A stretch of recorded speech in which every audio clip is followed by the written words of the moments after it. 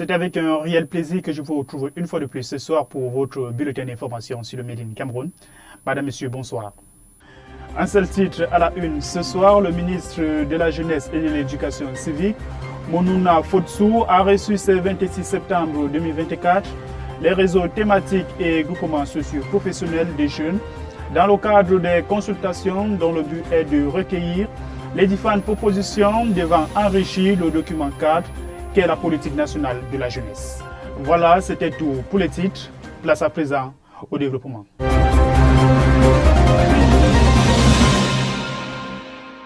Nous l'annoncions en titre, le ministre de la Jeunesse et de l'Éducation civique, Monuna Fotsu, a donné le coup d'envoi d'une série de consultations qui permettra à la jeunesse camerounaise de se définir. C'était hier à la salle des conférences du MINJEC qu'une lueur d'espoir s'est déposée dans le cœur des jeunes entrepreneurs. Assied Kamga était sur les lieux. Voici son récit. C'est au rythme des ambitions et des espoirs d'une génération déterminée à prendre son avenir en main que le ministre de la Jeunesse et de l'Éducation civique a interpellé les jeunes entrepreneurs de la promotion du Made in Cameroun à s'insérer sur le plan socio-économique du pays en prenant en compte l'alphabétisation, l'éducation et la formation.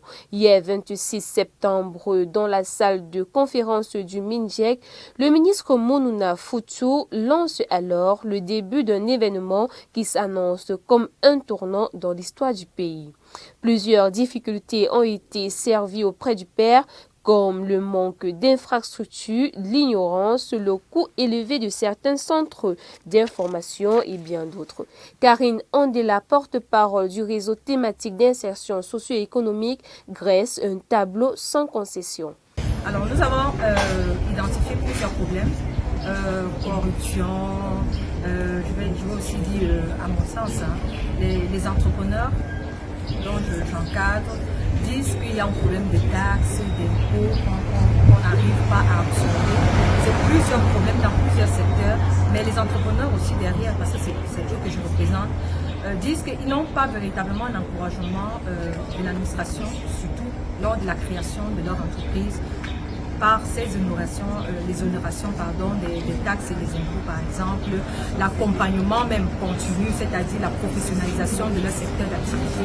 Donc pour moi, tous ces problèmes, à nous de trouver des solutions, et je le disais encore tout à l'heure devant monsieur le ministre, que c'est le changement de mindset. On parle du changement de paradigme, mais il faut d'abord changer le mindset. Le Camerounais aujourd'hui, qui rêvait d'avoir l'emploi par l'État, il faut qu'il comprenne qu'aujourd'hui, il faut qu'il crée son propre emploi.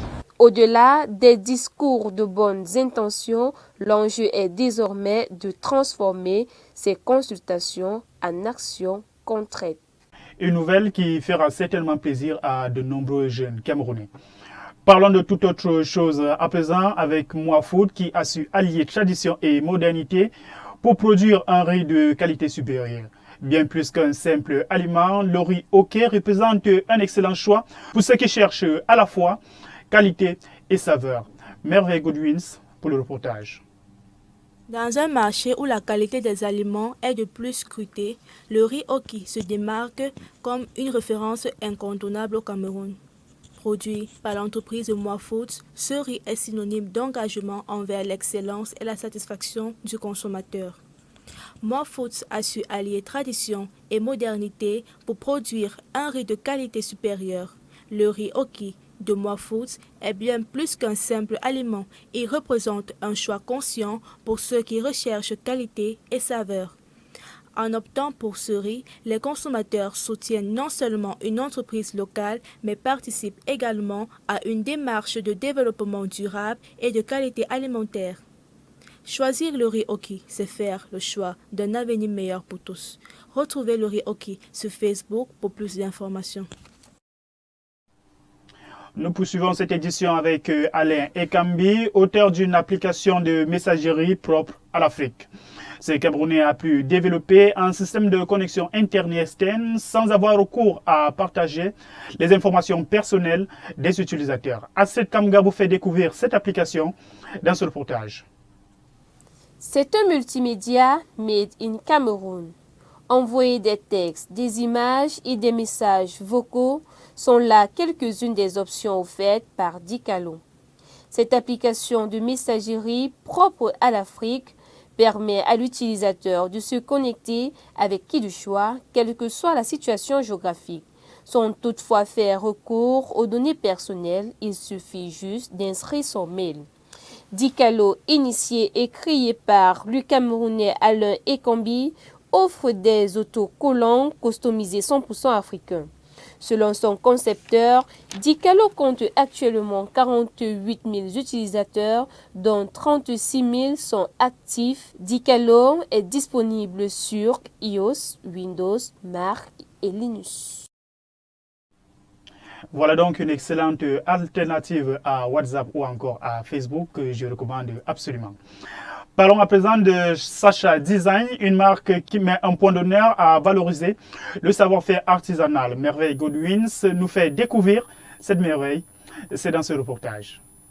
Dans un monde où la mode fusionne culture et innovation, Sacha Design se positionne comme un acteur de référence pour les robes de mariée et les vêtements en tissu traditionnels camerounais. La marque met un point d'honneur à valoriser le savoir-faire artisanal en collaborant avec des artisans locaux pour une production éthique et responsable. Certaines robes de mariée Sacha Design sont un mélange exquis de tradition et de modernité. Chaque création est personnalisable, permettant aux futurs mariés de refléter leur personnalité et leur culture. Ces robes ne sont pas seulement des vêtements, elles sont des œuvres d'art qui célèbrent l'amour et l'héritage culturel. Au-delà des robes de mariée, Sacha Design propose une gamme variée de vêtements qui met en avant les tissus traditionnels camerounais comme le pain et le wax. Pour plus d'informations, visitez la page Facebook Sacha Design.